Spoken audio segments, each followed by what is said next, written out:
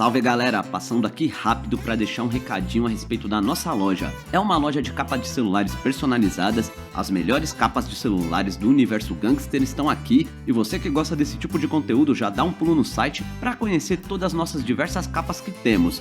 A gente atende diversos modelos de celulares e também temos um preço único de R$ 39,90, então não perca tempo e já garanta a sua capa personalizada. Enviamos para todo o Brasil, então já garanta a sua. Salve família! Sejam todos muito bem-vindos a mais uma jornada fascinante, dessa vez pelo universo da ciência. Hoje, mergulharemos na vida extraordinária de um dos maiores cientistas do século XX, Robert Oppenheimer. Em tempos de desafios épicos e mudanças globais, um homem surgiu como arquiteto do impensável. Robert Oppenheimer, o cérebro por trás do Projeto Manhattan, que deu à luz à era nuclear. Mas quem era Oppenheimer além de sua ligação com a bomba atômica?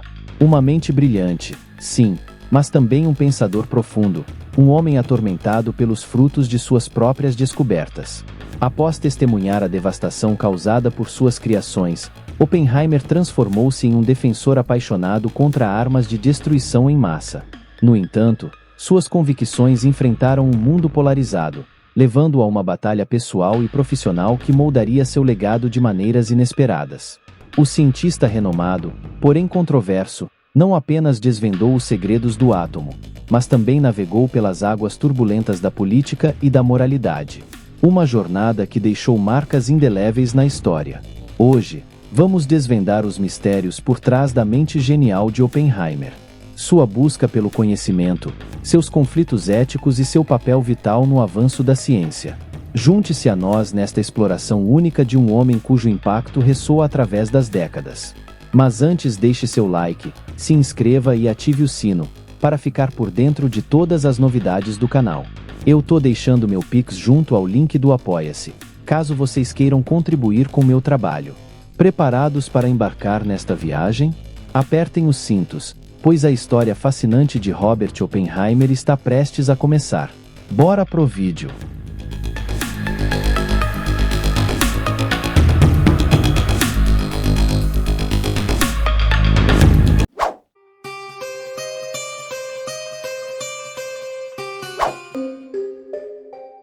O homem conhecido pela história como Robert Oppenheimer nasceu em 22 de abril de 1904, com o nome de Julius Robert Oppenheimer, na cidade de Nova York.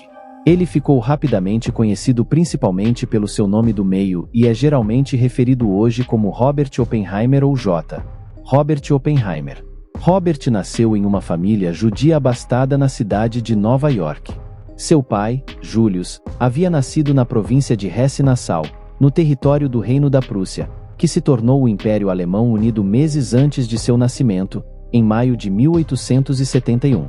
Em meio a um crescente antissemitismo na Europa Ocidental e Central, Julius Oppenheimer deixou a Alemanha em 1888, aos 17 anos, rumo aos Estados Unidos. Embora praticamente sem recursos, prosperou na América e, quando Robert nasceu em 1904, tornou-se um rico executivo em uma das principais indústrias têxteis de Manhattan. A mãe de Robert era Anna Friedman, também de origem judaica, nascida em Nova York em 1870, em uma família de judeus alemães que haviam emigrado para a América uma geração antes de Julius Oppenheimer. Ela era uma pintora, e de quem Robert herdou algumas de suas visões estéticas sobre a estrutura da existência e do universo. Ela e Julius tiveram outro filho, um menino chamado Frank, nascido 8 anos depois de Robert, em 1912, e que seguiria os passos de seu irmão mais velho, tornando-se um físico. A juventude de Robert foi privilegiada. Até meados de 1900, seu pai havia se tornado uma figura importante nos círculos de negócios de Nova York, e no início dos anos 1910 eles se mudaram para um grande apartamento na West 88th Center em Manhattan, com vista para o Central Park Reservoir, em uma das áreas mais ricas da cidade na época. Lá, a família tinha obras originais de Vincent van Gogh e Pablo Picasso, entre outros, nas paredes. Robert frequentou a Escola de Cultura Ética, seguida pela Escola Preparatória Alkin, duas das melhores instituições educacionais de Nova York no início do século XX. Aos 5 anos, ele já se interessava por mineralogia, um hobby herdado de seu avô alemão. Tamanha era sua aptidão que, aos 11 anos, foi admitido no Clube Mineralógico da cidade de Nova York. Sua precocidade se estendeu aos anos de ensino médio, e ele concluiu sua educação na Hawking em 1 ano e meio a menos do que o tempo padrão, tendo feito 2 anos em 12 meses e sido acelerado até a 8ª série. Nessa época, seus interesses se desenvolveram além da mineralogia para as ciências mais avançadas, especialmente a química. Mas foi eventualmente a física que se revelaria sua vocação nos anos seguintes. Em 1922, Oppenheimer começou a estudar na Universidade Harvard aos 18 anos. Inicialmente, Robert pretendia se concentrar no estudo da química, mas logo mudou para a física. No entanto, seu interesse anterior em química e sua curiosidade eclética o serviriam bem nos anos seguintes, durante um período em que os cientistas estavam se especializando cada vez mais em campos específicos. Enquanto estudava na mais antiga universidade dos Estados Unidos, ele foi profundamente influenciado pelos ensinamentos do professor Percy Bridgman, um físico experimental da equipe de Harvard na época. Este também foi um período em que os estudantes em Harvard e outras universidades de elite nos Estados Unidos ainda estudavam uma ampla gama de disciplinas. Oppenheimer mergulhou profundamente na história e nas clássicas línguas grega e latina, que ainda eram centrais para muitos currículos ocidentais na década de 1920. Refletindo sobre seus anos em Harvard na vida posterior, Oppenheimer observou que passou a maior parte do tempo na biblioteca e leu vorazmente. Ele até frequentou mais aulas do que era necessário para ele. O resultado em 1925 foi que Oppenheimer se formou em bacharel em artes summa cum laude após apenas 3 anos em Harvard, uma distinção que normalmente levava 4 anos para ser alcançada, mas que Oppenheimer, seguindo um padrão emergente, completou em menos tempo que o padrão. Mesmo antes de se formar em Harvard, Oppenheimer já havia sido aceito para continuar seus estudos na Universidade de Cambridge, na Inglaterra. Este era o grande centro para o estudo da física na Grã-Bretanha na época, uma reputação que manteve e cultivou desde os dias de Isaac Newton no final do século XVII, o ano que Oppenheimer passou em Cambridge. Entre o outono de 1925 e o verão de 1926 foi influente em seu desenvolvimento, pois lá foi exposto aos ensinamentos de Lord Ernest Rutherford, um físico nascido na Nova Zelândia, geralmente considerado o pai da física nuclear. Hoje, por exemplo, foi Rutherford quem primeiro descobriu e explicou o que é a meia-vida nuclear. E a radiação associada a isso foi uma conquista pela qual Rutherford recebeu o Prêmio Nobel de Química em 1908.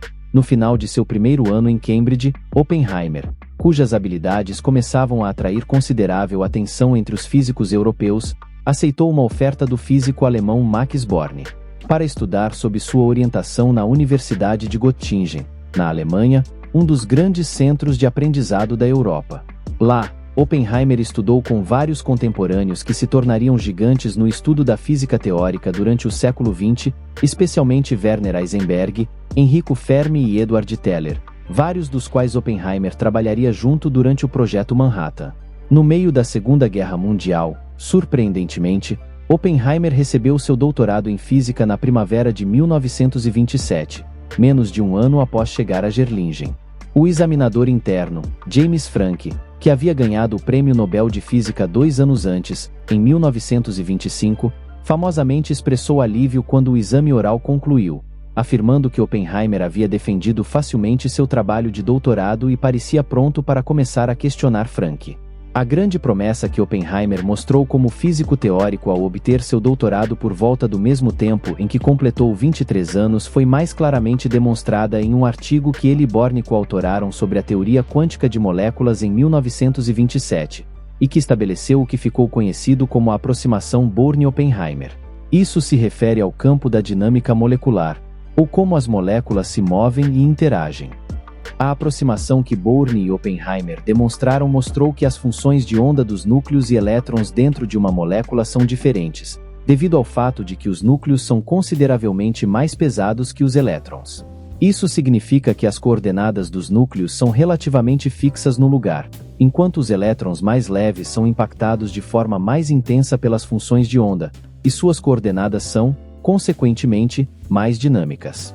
A aproximação foi alcançada em grande parte pela dupla, devido aos interesses duplos de Oppenheimer em química e física, pois a teoria que apresentaram empregava elementos de química quântica e física molecular em termos de sua aplicabilidade prática. A aproximação foi importante ao permitir que os cientistas, a partir do final da década de 1920, separassem o movimento de um núcleo e um elétron. O indivíduo que trabalhou nisso com Max Born e que obteve seu doutorado em Göttingen foi uma figura curiosa. Oppenheimer era uma mistura de cientista distante e uma pessoa relativamente jovial, oscilando entre introversão e extroversão conforme necessário ou conforme seu humor inclinava. Um fumante compulsivo, ele estava perpetuamente cercado por uma nuvem de fumaça ao longo de sua vida adulta, um hábito que contribuiria significativamente para sua morte prematura em seus primeiros 60 anos. Pessoas que o conheceram durante seus anos em Harvard, Cambridge e Birmingham lembraram-se de alguém que era uma estranha combinação de inteligência combinada com uma ingenuidade marcante às vezes, frequentemente tomando decisões ruins e sendo propenso à exageração à medida que os anos passavam. Ele desenvolvia uma tendência arrogante. No entanto, isso era temperado pela generosidade intelectual para com aqueles que estudavam e trabalhavam com ele, bem como para aqueles a quem ele ensinava em anos posteriores. Um aspecto marcante de sua personalidade era seu interesse pela filosofia oriental e misticismo, especialmente no hinduísmo e confucionismo, chegando ao ponto de aprender sânscrito, a língua sagrada do hinduísmo, para poder ler os textos antigos dessa fé no original. Esse interesse em religião e misticismo não era um passatempo excêntrico para Oppenheimer. Para ele, o estudo da física era uma porta de entrada para entender a natureza mística do universo e da existência, e sua perspectiva intelectual mais ampla era de curiosidade aberta, em vez de uma busca por dados científicos rígidos. No entanto, também havia um lado instável e errático em Oppenheimer. Seu comportamento em Harvard às vezes foi questionado por colegas estudantes e professores. Em 1926, enquanto estava em Cambridge, ele supostamente mergulhou uma maçã em alguns produtos químicos que causavam doenças e a deixou no escritório de seu tutor, Patrick Black, com quem havia tido uma relação difícil antes de partir para a França de férias. Evidentemente, essa ação, e talvez outras, o viu ameaçado brevemente de ser suspenso de seus estudos em Cambridge.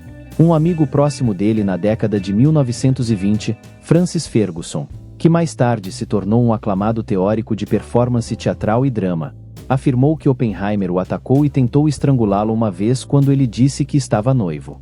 Por trás de todo esse comportamento errático estava uma estranha mistura de um indivíduo que poderia ser terrivelmente arrogante e se desentendia com muitos colegas ao longo dos anos como resultado, mas que muitos biógrafos concluíram que também era profundamente inseguro. A raiz disso pode ter sido a posição de Oppenheimer como filho de um imigrante judeu-alemão para a América em uma época em que o antissemitismo era comum em todo o mundo ocidental. Ele era constantemente um estranho, ou pelo menos se sentia assim, e é sabido que sofreu frequentemente de episódios de depressão. Em resumo, ele era algo como um enigma. Após concluir seus estudos em Göttingen e publicar vários trabalhos a partir das pesquisas que realizou na Inglaterra e na Alemanha, Oppenheimer voltou aos Estados Unidos, ocupando brevemente bolsas em Harvard e no Instituto de Tecnologia da Califórnia.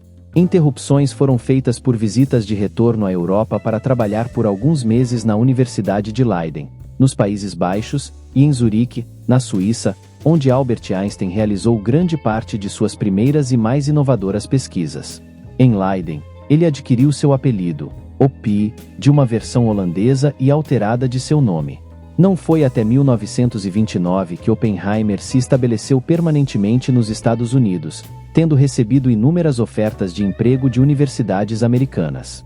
Ele aceitou duas e tornou-se professor associado de física na Universidade da Califórnia em Berkeley e no Instituto de Tecnologia da Califórnia, ou Caltech.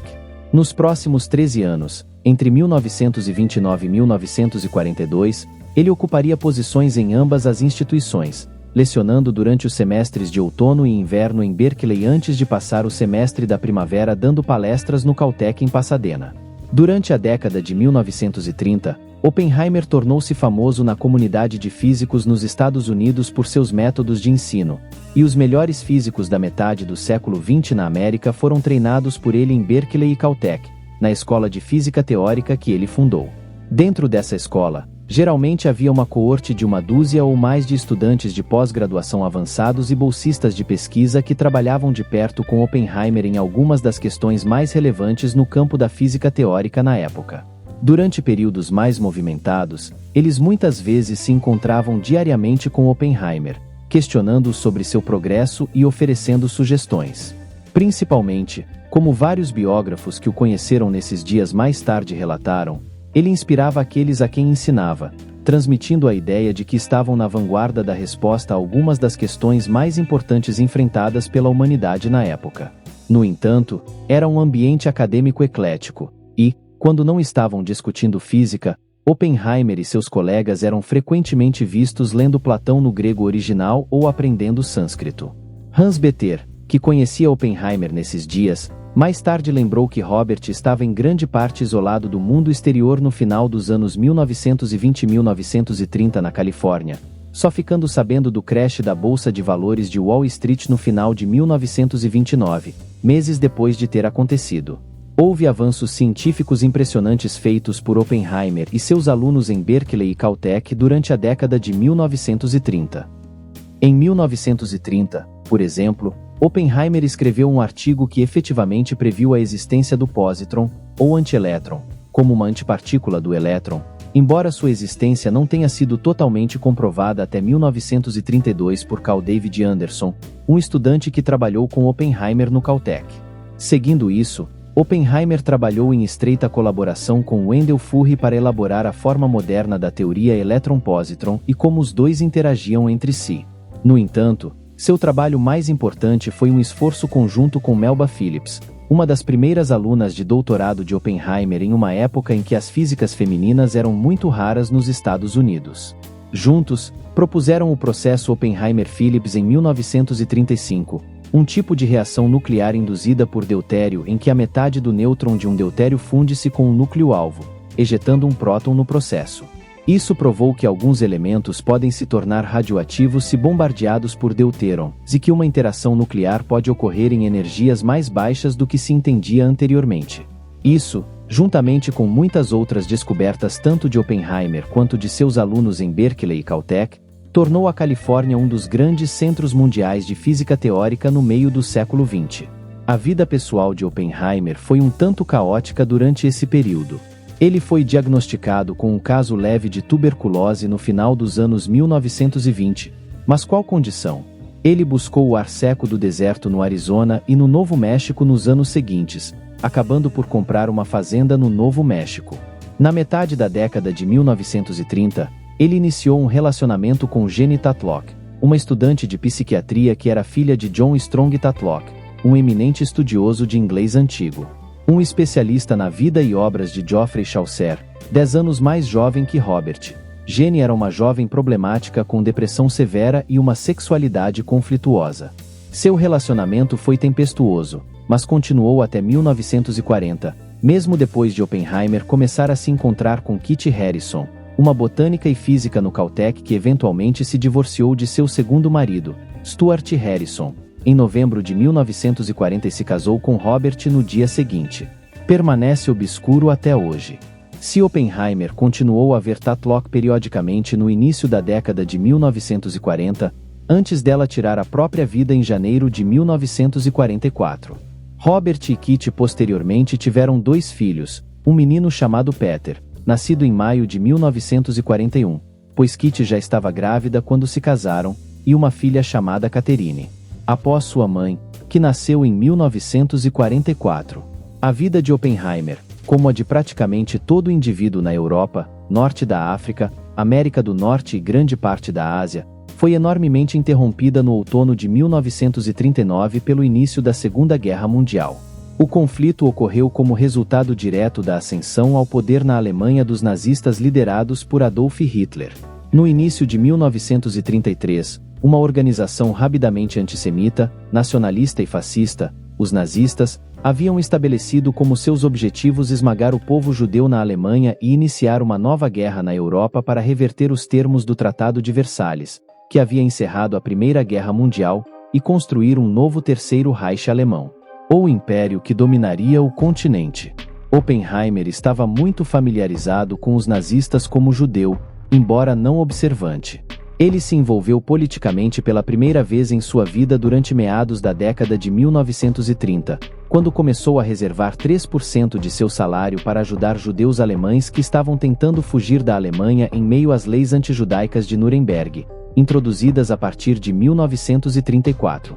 As políticas antijudaicas dos nazistas se tornaram mais extremas a partir de 1936 e especialmente em 1938, à medida que a Alemanha começou a anexar estados vizinhos, primeiro a Áustria e depois a Tchecoslováquia, com a invasão da Polônia em setembro de 1939.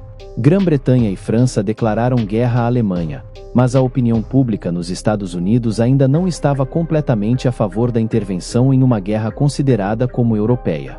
Portanto, a América permaneceria oficialmente neutra nos 2 primeiros anos do conflito, embora a administração do presidente Franklin Delano Roosevelt estivesse fornecendo amplo apoio em forma de material de guerra para a Grã-Bretanha. Desde o início da guerra, a vida de Oppenheimer e seu lugar na história seriam mudados para sempre pelos eventos de dezembro de 1941. Naquela época, os Estados Unidos ainda permaneciam neutros na Segunda Guerra Mundial, apesar da situação desesperadora na Europa, com os nazistas conquistando a Polônia e o outono de 1939. Dinamarca e Noruega na primavera seguinte, e então os Países Baixos e a França no verão de 1940, com muitos outros estados como Itália, Hungria e Romênia aliados aos nazistas e invasões das colônias britânicas no norte da África e na Rússia a partir do verão de 1941 em diante, parecia que a Alemanha estava destinada a dominar a Europa. Foi nesse contexto que o Império do Japão, um estado ultranacionalista empenhado em criar um império asiático e do Pacífico, que já incluía a Coreia, Manchúria e grande parte do leste da China até o início da década de 1940, decidiu atacar preventivamente os Estados Unidos sem declarar guerra. O ataque a Pearl Harbor no Havaí e em outros territórios americanos, como as Filipinas, em 7 de dezembro de 1941, arrastou os Estados Unidos para a Segunda Guerra Mundial. Em questão de dias, os Estados Unidos estavam em guerra com a Alemanha, Itália e os outros estados do eixo, à medida que todo o hemisfério norte se envolvia na guerra. Oppenheimer logo seria catapultado para o centro dos esforços de pesquisa dos Estados Unidos durante o conflito. Isso ocorreu no contexto dos esforços da Alemanha nazista para adquirir uma arma de destruição em massa como meio de vencer a guerra rapidamente. Nas décadas de 1920 e 1930, a Alemanha foi o lar de alguns dos principais cientistas do mundo, e estava bem posicionada para desenvolver uma arma nuclear. A fissão nuclear, por exemplo, foi descoberta por uma equipe liderada por Otto Robert Frisch e Lisa Meitner em Berlim em 1938. Vários experimentos foram iniciados pelos nazistas no ano seguinte para começar a usar essa descoberta para desenvolver uma arma nuclear. Alguns desses experimentos focaram no desenvolvimento de um reator nuclear, enquanto outros favoreceram a teoria de usar água pesada para produzir uma arma atômica, pesquisa que foi realizada na Noruega ocupada pelos nazistas ao longo da guerra. Já em agosto de 1939, o presidente Roosevelt em Washington, D.C. recebeu uma carta do físico nuclear húngaro. O Ocelot e Albert Einstein alertaram o governo dos Estados Unidos para a ameaça representada por esses experimentos nazistas. Pouco esforço foi feito para responder a isso em 1939 ou 1940, mas com a entrada dos Estados Unidos na guerra no final de 1941, uma nova consideração foi dada à América iniciar sua própria pesquisa nessa área. Oppenheimer seria tecnicamente o responsável pelo laboratório de Los Alamos durante a Segunda Guerra Mundial, mas tudo isso estava sob o guarda-chuva do Projeto Manhattan, um programa de pesquisa e desenvolvimento iniciado pelo governo dos Estados Unidos em 1942 com o objetivo final de desenvolver uma bomba nuclear. O nome vem simplesmente do fato de que a equipe de indivíduos encarregada do projeto mais amplo teve sua primeira sede, onde se reuniram em 1942, na ilha de Manhattan, na cidade de Nova York. Eventualmente, cresceu a partir de 1942 para empregar aproximadamente 130 mil pessoas em todo o país. Eles trabalharam em vários elementos do projeto em muitos estados e regiões. Por exemplo, uma grande equipe trabalhando em Chicago ao longo da guerra, que incluía o antigo colega de Oppenheimer de Vertigan, Enrico Fermi, e Léo Szilard, que corredigiu a carta a Roosevelt em 1939, alertando o presidente sobre o programa nuclear nazista, desenvolveu o primeiro reator nuclear funcional lá. Outra equipe no local de Hanford, no estado de Washington, foi encarregada de produzir plutônio a partir de urânio como matéria-prima para qualquer arma nuclear futura, e um projeto semelhante estava em andamento no Tennessee. Havia até equipes de pessoas operando sob o rótulo do Projeto Manhattan. Na Europa, realizando espionagem para tentar descobrir o que os nazistas estavam desenvolvendo. Oppenheimer supervisionaria a equipe de pesquisa mais crítica de todas as envolvidas no Projeto Manhattan. Como diretor do laboratório de Los Alamos no Novo México, ele quase não foi escolhido para esta posição. O indivíduo que supervisionou o Projeto Manhattan foi o Major-General Leslie Groves. Groves não é exatamente um nome conhecido hoje, mas tem a distinção de ter estado no comando tanto do Projeto Manhattan, que criou a primeira arma nuclear, quanto da construção do Pentágono como sede das Forças Armadas dos Estados Unidos e do Departamento de Defesa. Oppenheimer foi sugerido a Groves em 1942 como um possível candidato para liderar uma equipe de físicos teóricos e cientistas como parte do Projeto Manhattan. Mas Groves estava inicialmente cético, favorecendo a ideia de nomear alguém que tivesse recebido um prêmio Nobel em Física e, consequentemente, teria gravitas acadêmicas suficiente para liderar uma equipe de algumas das mentes mais eminentes da época. Ele acabou sendo persuadido de que Oppenheimer tinha um histórico de extrair o melhor das pessoas com quem trabalhava. Ele entrou em contato com Oppenheimer e, após entrevistá-lo, chegou à conclusão de que ele era adequado para o cargo. Nas semanas que se seguiram, no início do inverno de 1942, Oppenheimer procurou um local adequado com o estabelecimento de um centro de pesquisa em algum lugar remoto e afastado de centros urbanos, onde o sigilo fosse garantido e uma arma nuclear pudesse ser testada no devido tempo. Ele acabou escolhendo Los Alamos, no Novo México, onde um centro de pesquisa foi erguido no local de uma antiga escola. Isso foi subcontratado para a Universidade da Califórnia pelo Departamento de Guerra, para que Oppenheimer tivesse algum grau de autonomia na contratação e demissão como diretor do laboratório de Los Alamos.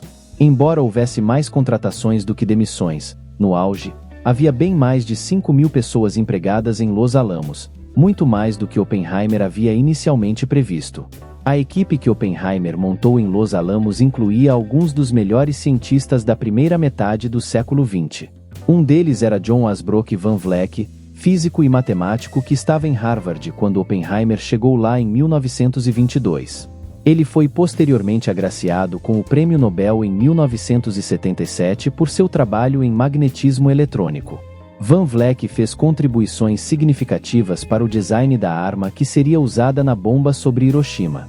Um colega de Oppenheimer de Berkeley, Robert Serber, atuou como físico organizador em Los Alamos e eventualmente nomeou as bombas usadas no primeiro teste de explosão, bem como contra o Japão, como He-Man, Little Boy e Fat Man, baseando-se em personagens de filmes e romances policiais como o Falcão Maltês. Heinz Berer, um físico teórico nascido na Alemanha que mais tarde seria agraciado com o Prêmio Nobel em 1967, desempenhou um papel central no cálculo da massa crítica das bombas projetadas em Los Alamos. Finalmente, Edward Teller, um judeu nascido na Hungria, foi recrutado para o laboratório de Los Alamos. Ele havia estudado na Alemanha por volta da mesma época que Oppenheimer no final dos anos 1920, mas posteriormente emigrou para os Estados Unidos. Teller já havia trabalhado no Centro de Reatores de Fermi em Chicago antes de ser enviado para o Novo México. Teller foi talvez o colega mais próximo de Oppenheimer em Los Alamos. Além deles, havia centenas de outros engenheiros, metalúrgicos, químicos e especialistas militares envolvidos nas equipes de pesquisa em Los Alamos, trabalhando em uma ampla gama de detalhes sobre como a primeira arma atômica poderia ser construída. A tarefa que confrontou essa equipe de físicos e outros engenheiros e cientistas era assustadora. Quando se reuniram em Los Alamos, tinham pouco com que trabalhar além de um conhecimento teórico de como uma reação em cadeia nuclear poderia ser produzida. Mas o que deve ser lembrado em uma época em que sabemos como é uma explosão nuclear e a destruição que resulta?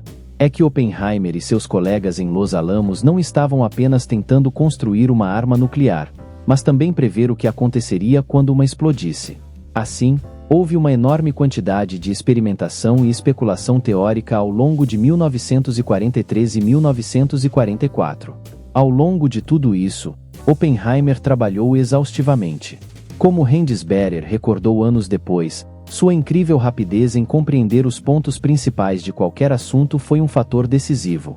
Ele poderia se familiarizar com os detalhes essenciais de cada parte do trabalho que não dirigia do escritório central. Ele estava intelectual e até fisicamente presente em cada passo decisivo. No entanto, o cronograma de trabalho incrivelmente árduo que Oppenheimer seguiu em Los Alamos também teve um impacto em sua saúde. Ele sempre foi uma pessoa magra, mas durante o trabalho no Novo México, ele perdeu mais 20 quilos, pesando eventualmente cada vez menos. Durante o curso de 1943, os esforços de pesquisa em Los Alamos começaram a se concentrar em um protótipo chamado de Phi-Man. Este era um tipo de arma de plutônio, semelhante a uma arma de fogo, que detonaria em vez de uma bomba do tipo implosão. A pesquisa para produzir isso foi extremamente complexa, tanto do ponto de vista logístico, com o polônio, usado no iniciador, tendo que ser obtido de minérios em Ontário, no Canadá, e depois fabricado em uma instalação separada no Tennessee, que também fazia parte do projeto Manhattan mais amplo, quanto do ponto de vista do design. Para que a arma do tipo arma funcionasse, uma bala de plutônio que seria disparada dentro da bomba teria que ser acelerada a uma velocidade de 3.000 pés por segundo, ou mais de 3.200 km por hora. Caso contrário, a fissão nuclear começaria antes que o restante dos mecanismos da bomba estivesse pronto para uma explosão bem-sucedida. Isso foi, em última análise, o fim do design Phi-Man, pois percebeu-se durante o curso de 1944 que o cano da arma necessário para produzir essa velocidade seria muito grande para ser usado em uma bomba que pudesse ser transportada a bordo de um B-29 Flying Super Fortress. Os novos bombardeiros pesados projetados para transportar qualquer bomba nuclear desenvolvida pelo governo dos Estados Unidos. Isso, juntamente com problemas relacionados ao uso de plutônio em uma bomba do tipo arma, levou ao abandono do design Phi-Man em abril de 1944. Com o abandono do design Phi-Man, Oppenheimer realocou muitos dos cientistas e engenheiros que estavam trabalhando nele para outro design chamado Little Boy. Este era uma bomba de fissão do tipo arma simplificada, mas, ao contrário do Phi-Man, pretendia-se que o urânio-235 fosse usado em vez de plutônio. Simultaneamente, outro tipo de design estava sendo desenvolvido. O Fat Man, como era conhecido, usaria plutônio, mas foi projetado como uma bomba do tipo implosão. A equipe de design para isso foi liderada por um físico americano chamado Seth Neddermeyer. Oppenheimer continuou a preferir o design do tipo arma, mesmo enquanto o Fat Man estava sendo desenvolvido durante o curso de 1943 e 1944. A genialidade de Oppenheimer como supervisor em Los Alamos foi vista em sua decisão de trazer John von Neumann, um matemático e físico nascido na Hungria, para Los Alamos em 1943 para revisar o design. Foi von Neumann quem sugeriu uma forma esférica e cargas moldadas que reduziriam a quantidade de plutônio necessária e tornariam a montagem de uma bomba do tipo implosão mais prática e realizável. Ao longo dos próximos meses, os metalúrgicos em Los Alamos tiveram que tentar resolver o problema de como fundir plutônio em uma esfera, mas isso foi finalmente superado quando uma liga de plutônio-galho foi elaborada, sendo pressionada em esferas e revestida com níquel. O processo de design estava chegando ao fim. À medida que 1945 amanhecia em Los Alamos, as equipes de Oppenheimer estavam próximas de completar o design tanto do Little Boy quanto do Fat Man. Consequentemente, havia dois candidatos plausíveis para a construção bem-sucedida de uma arma nuclear. No final, ambos seriam concluídos aproximadamente ao mesmo tempo, à medida que os problemas de design eram resolvidos na primavera de 1945, e os níveis necessários de urânio enriquecido e plutônio eram produzidos nos locais em Washington e Tennessee. Estes eram empreendimentos enormes, dadas as tecnologias disponíveis para o projeto Manhattan, pois era extremamente caro e demorado enriquecer essas substâncias para se tornarem físseis na década de 1940. Outros elementos que precisavam ser resolvidos eram principalmente problemas de engenharia. Por exemplo, A bomba Fat Man estava sendo montada usando uma enorme variedade de aproximadamente 1.500 parafusos em 1944, uma quantidade impraticável para desenvolver uma bomba funcional até ser concluída no início do verão de 1945. A equipe de Oppenheimer reduziu isso para apenas 90 parafusos. Outras questões técnicas diziam respeito à forma como a bomba desceria quando lançada de uma altura, e ao longo de 1944 e 1945, testes foram realizados para avaliar como uma bomba do tamanho e estrutura do Fat Man e Little Boy cairia pelo ar.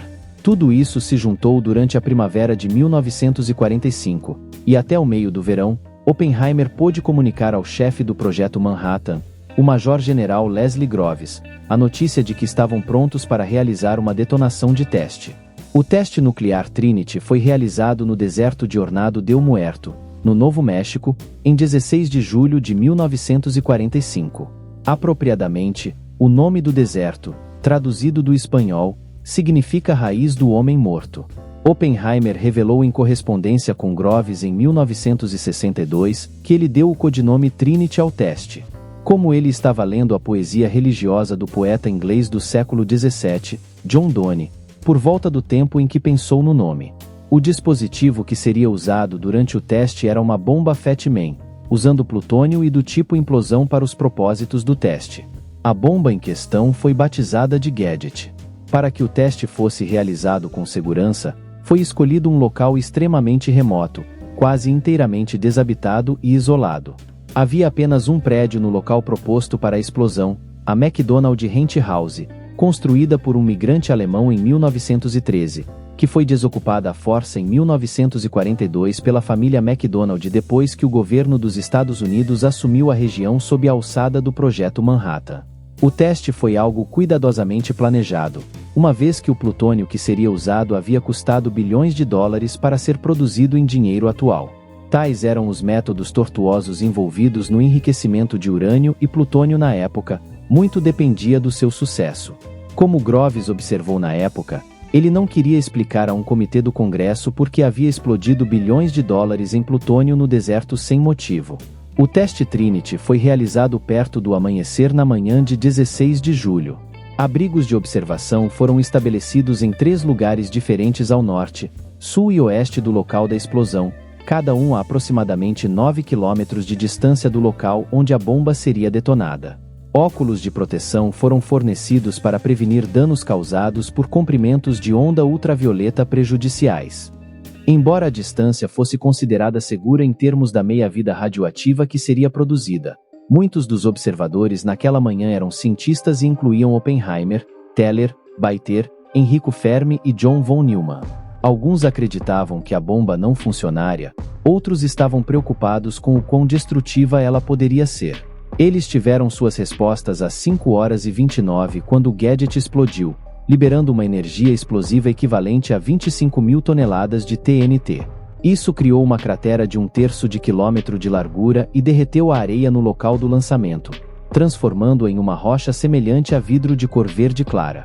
Os observadores a 9 quilômetros de distância não ouviram o imenso barulho da onda de choque, mas 40 segundos após a detonação. Nesse momento, estavam testemunhando uma bola de fogo crescente que mudava de cor de roxo, verde e laranja, eventualmente para branco. Em seguida, ela se coalescia em uma nuvem de cogumelo, que eventualmente espiralava 12 quilômetros para o céu. O impacto da explosão foi sentido a quase 100 quilômetros de distância.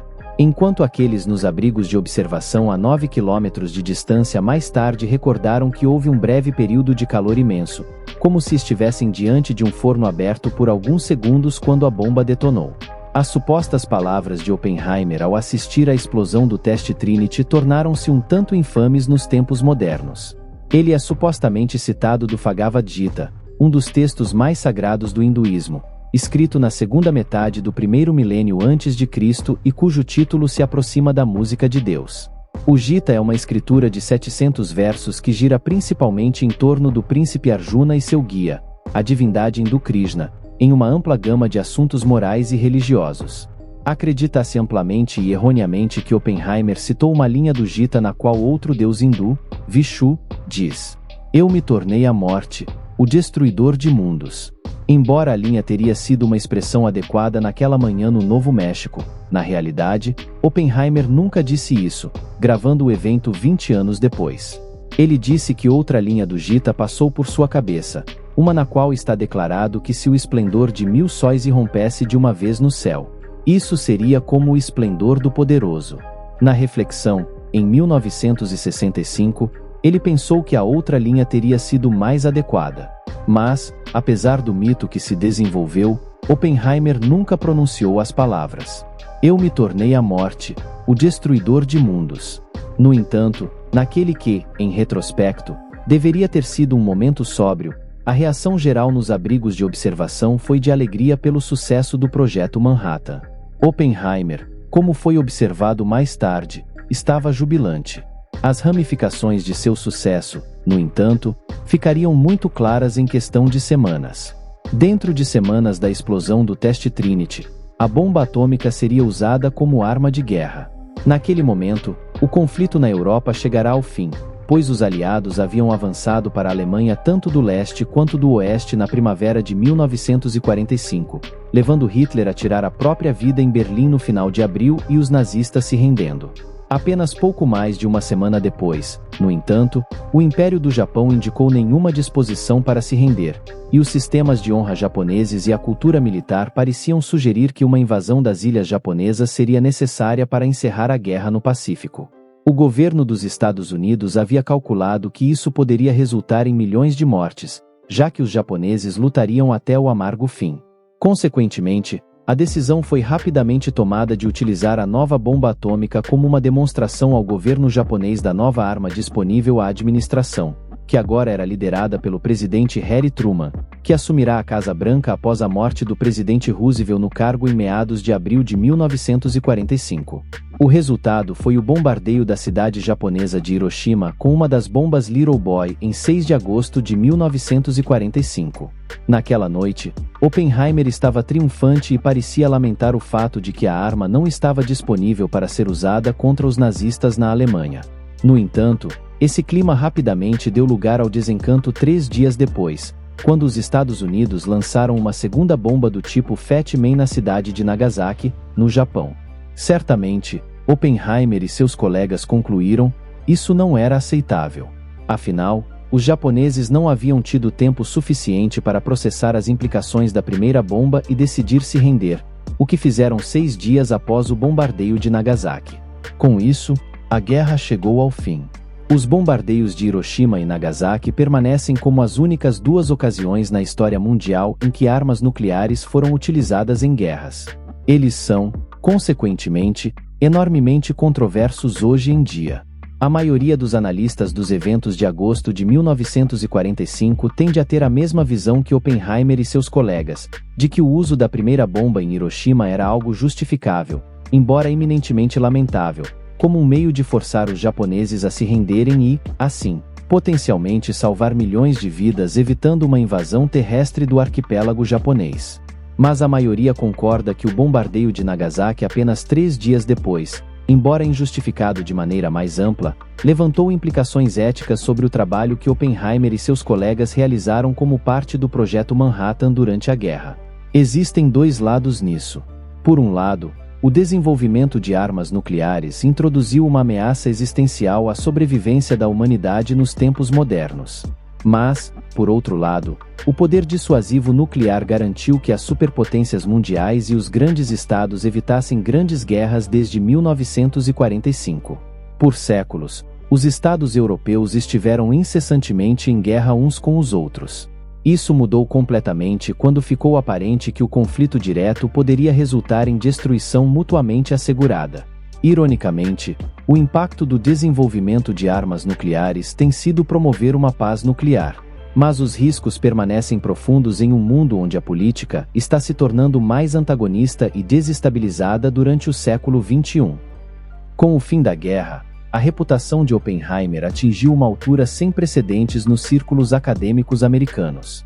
Surgiram, portanto, novas oportunidades para ele, e ele decidiu deixar Berkeley e ir para a costa leste para assumir o cargo de diretor do Instituto de Estudos Avançados em Princeton, Nova Jersey, em 1947. Um centro respeitado para o estudo da física nos Estados Unidos, que incluía Albert Einstein, Niels Bohr e Paul Dirac como ex-membros ou visitantes ilustres. Sob a liderança de Oppenheimer, tornou-se um centro para físicos emergentes, e quando ele deixou Berkeley, meia dúzia de seus alunos de pós-graduação mais promissores também foram estudar em Princeton, Nova Jersey. Ele continuou os métodos que desenvolvera na Califórnia na década de 1930, criando um ambiente de discussão e pesquisa energético, muitas vezes em detrimento de sua própria pesquisa. Oppenheimer escolheu escrever e publicar muito pouco em Princeton como resultado. O instituto tornou-se o principal centro de estudo da física nos Estados Unidos no final da década de 1940 e início da década de 1950. Muitos dos físicos mais importantes da segunda metade do século XX passaram pelo instituto, especialmente Yoshiro Nambu, um japonês-americano que, em 2008, recebeu o Prêmio Nobel por seu papel na descoberta da quebra espontânea de simetria na física subatômica, e Murray Gell-Mann, que ganhou o Prêmio Nobel em 1969 por seu trabalho em partículas elementares. Além de seu trabalho em Princeton, Oppenheimer continuou a ocupar vários cargos no governo até o final da década de 1940 e início da década de 1950, mantendo também autorização de segurança para visualizar documentos e materiais classificados relacionados ao programa nuclear em evolução dos Estados Unidos. Notável nesse aspecto foi sua participação na recém-criada Comissão de Energia Atômica, fundada em 1947 como uma comissão liderada pelas Nações Unidas, uma entidade recém-criada destinada a promover a paz mundial no pós-guerra. A Comissão de Energia foi encarregada de regular a proliferação de materiais nucleares e o desenvolvimento de armas nucleares. Embora os Estados Unidos fossem, por vários anos, a única nação com acesso a bombas nucleares após 1945, era apenas questão de tempo até que outras nações começassem a construir ou tentar desenvolver suas próprias bombas.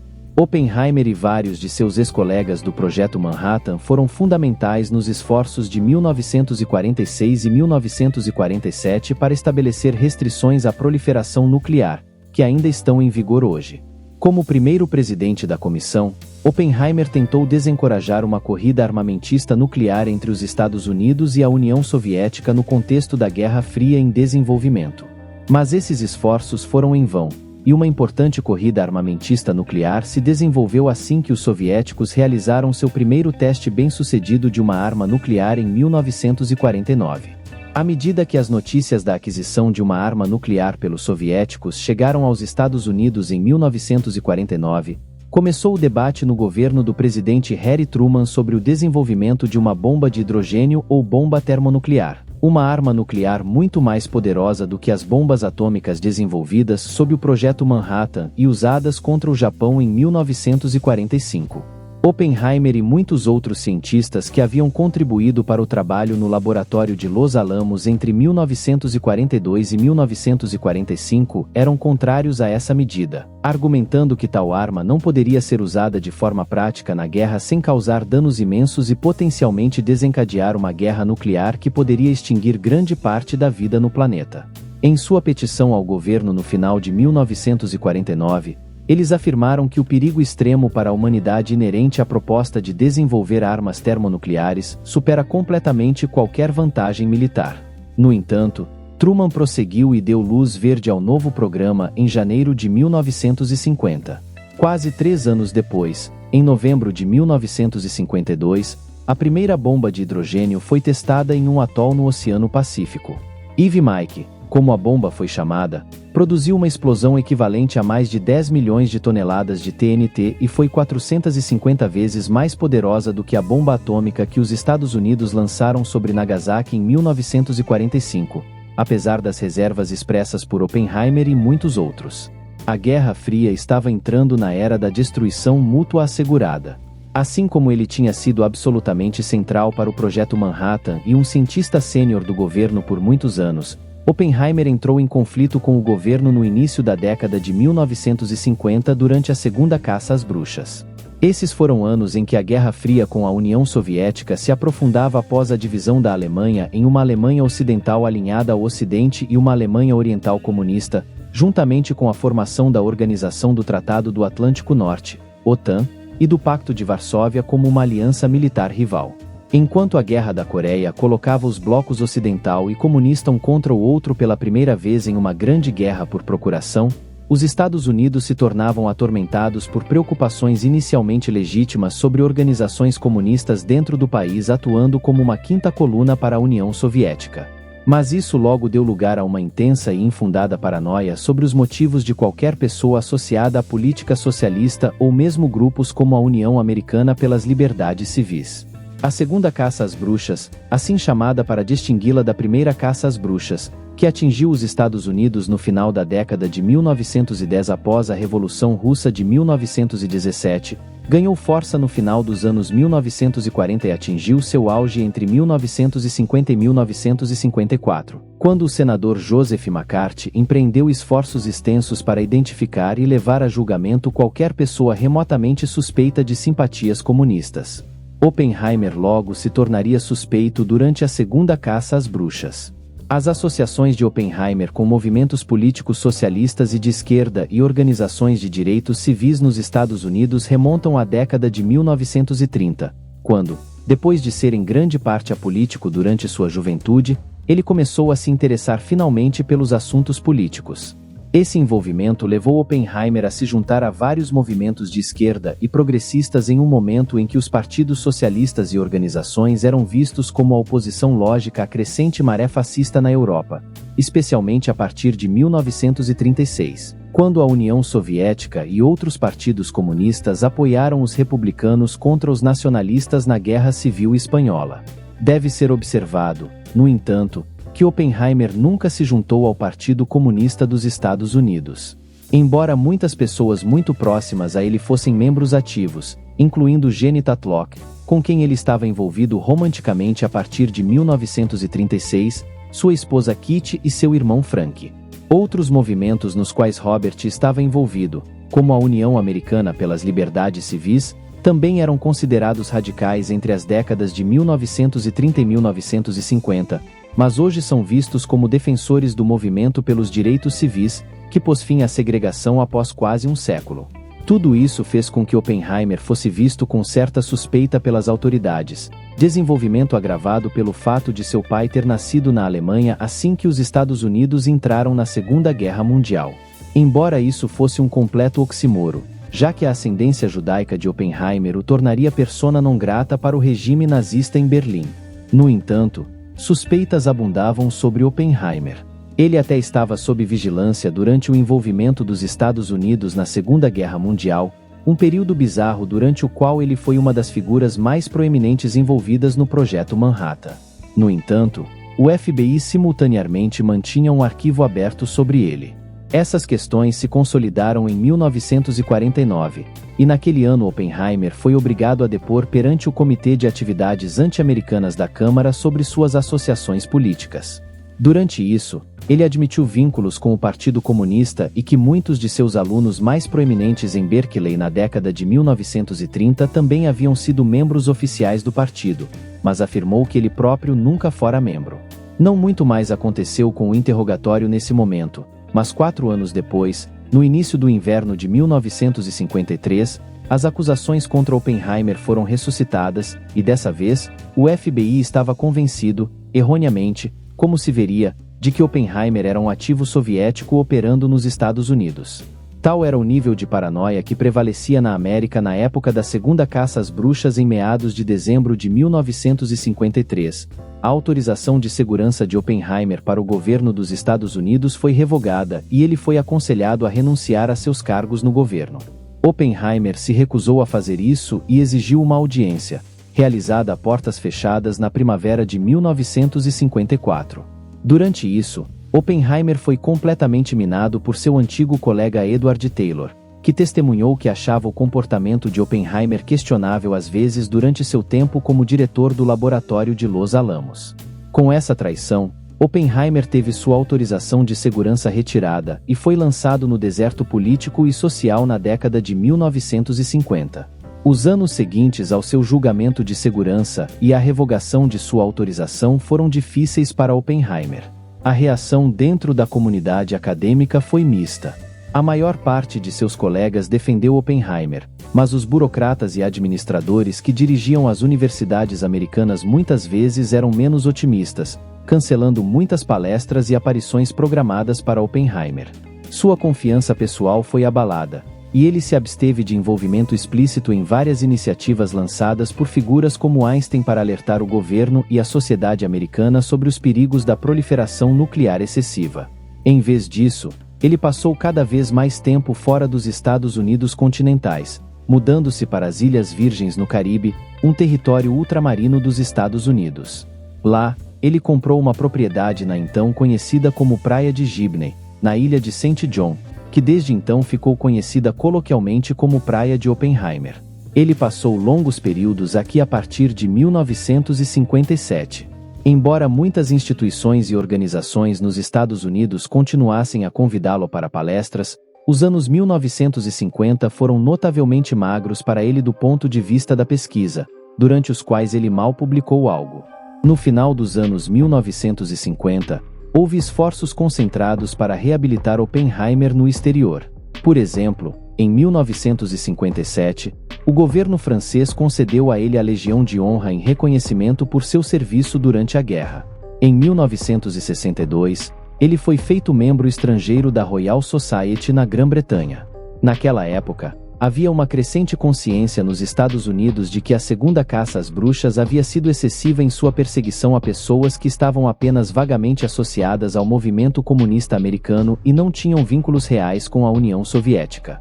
Consequentemente, em 1963, o presidente John F. Kennedy moveu-se para reabilitar Oppenheimer concedendo-lhe o Prêmio Enrico Fermi, criado em 1956 pelo Departamento de Energia dos Estados Unidos e nomeado em homenagem a Enrico Fermi, o cientista ítalo-americano que desenvolveu o primeiro reator nuclear do mundo em Chicago em 1942 como parte das fases iniciais do Projeto Manhattan, e que morreu prematuramente de câncer de estômago em 1954.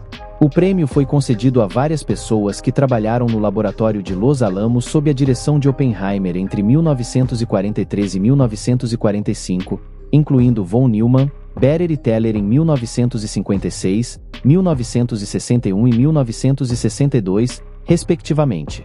Portanto, o recebimento do prêmio por Oppenheimer em 1963 foi tardio, mas um reconhecimento bem-vindo do erro do governo em persegui-lo durante a caça às bruxas. Oppenheimer não viveu muito para aproveitar a restauração parcial de sua reputação. 2 anos depois de receber o Prêmio Fermi, ele foi diagnosticado no final de 1965 com câncer de garganta, uma doença sem dúvida causada pelo tabagismo constante ao longo de sua vida. Era uma época em que muitas formas de câncer, hoje tratáveis, eram efetivamente uma sentença de morte. Assim, enquanto Oppenheimer passava por quimioterapia agressiva na tentativa de prolongar sua vida, ele caiu em coma no início de 1967 e morreu em casa em Princeton em 18 de fevereiro. Tinha 62 anos de idade. Embora sua reputação tenha sido apenas parcialmente reabilitada com a concessão do Prêmio Enrico Fermi em 1963, e muitas figuras políticas continuassem a vê-lo com desconfiança, a comunidade acadêmica demonstrou claramente seu respeito por Oppenheimer em um serviço fúnebre que contou com a presença de mais de 600 colegas do meio acadêmico. A comunidade científica e militar, muitos dos quais haviam trabalhado com Oppenheimer em Los Alamos, também prestou homenagem. Suas cinzas foram posteriormente depositadas nas águas da ilha de St. John, no Caribe, em uma urna. Nas décadas seguintes, sua reputação foi totalmente restabelecida. Em contraste, Edward Taylor, que testemunhou contra Oppenheimer em sua audiência a portas fechadas em 1954, foi rejeitado por muitos dentro da comunidade científica americana por muitas décadas. Em 1967, Oppenheimer foi indicado póstumamente pela 3ª vez ao Prêmio Nobel de Física.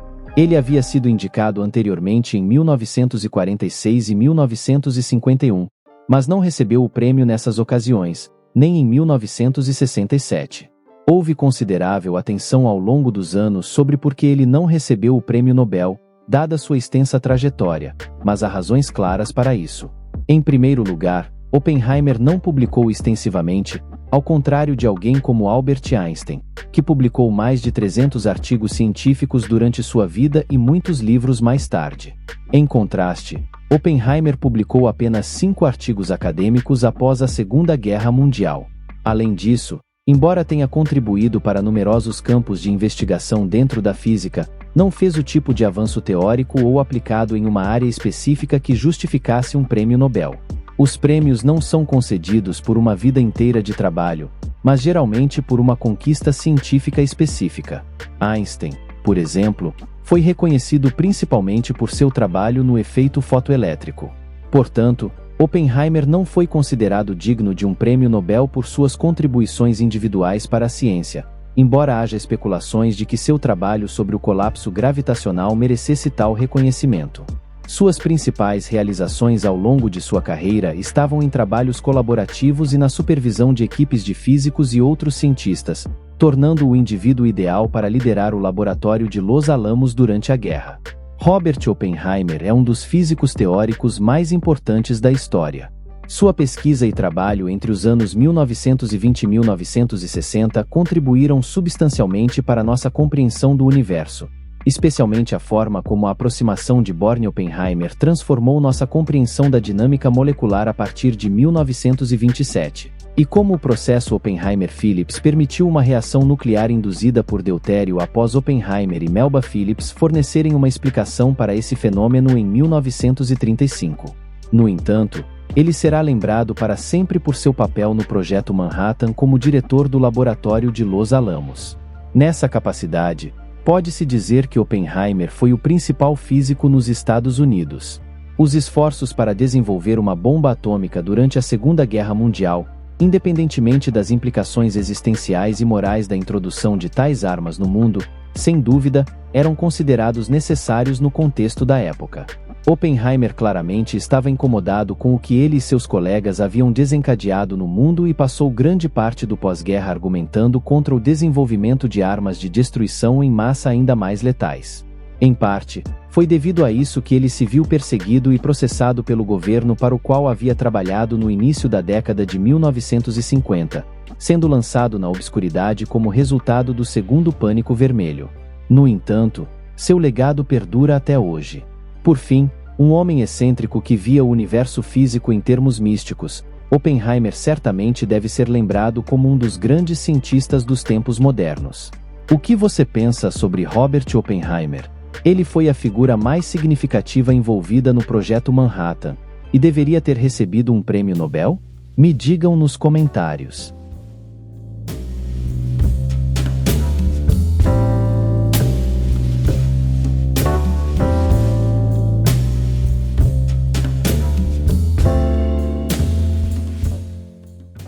Salve família! E assim concluímos nossa viagem pelos caminhos intrigantes da vida de Robert Oppenheimer, uma figura complexa que moldou os destinos da ciência e da humanidade. Espero que tenham apreciado explorar os altos e baixos, as conquistas e os dilemas deste notável cientista. Sua jornada não apenas nos leva aos corredores do Projeto Manhattan, mas também aos confins da alma humana. Como sempre, a ciência nos desafia a compreender não apenas o mundo ao nosso redor, mas também a nós mesmos. Oppenheimer personificou essa dualidade, um reflexo de nossa busca constante pelo conhecimento e nossa responsabilidade ao manipular o poder da natureza. Deixem nos comentários o que acharam desta jornada. Suas opiniões e pensamentos são fundamentais para a nossa comunidade. Se você gostou deste mergulho na vida de Oppenheimer, não se esqueça de se inscrever para mais vídeos envolventes sobre ciência e descobertas. Eu também tô deixando meu Pix junto com o link do Apoia-se, caso vocês queiram contribuir com o canal. Agradeço sinceramente por me acompanhar nesta exploração. Continuem questionando, aprendendo e explorando o vasto universo do conhecimento. Mantenham-se curiosos, e que as estrelas iluminem sempre o caminho do entendimento. Até a próxima!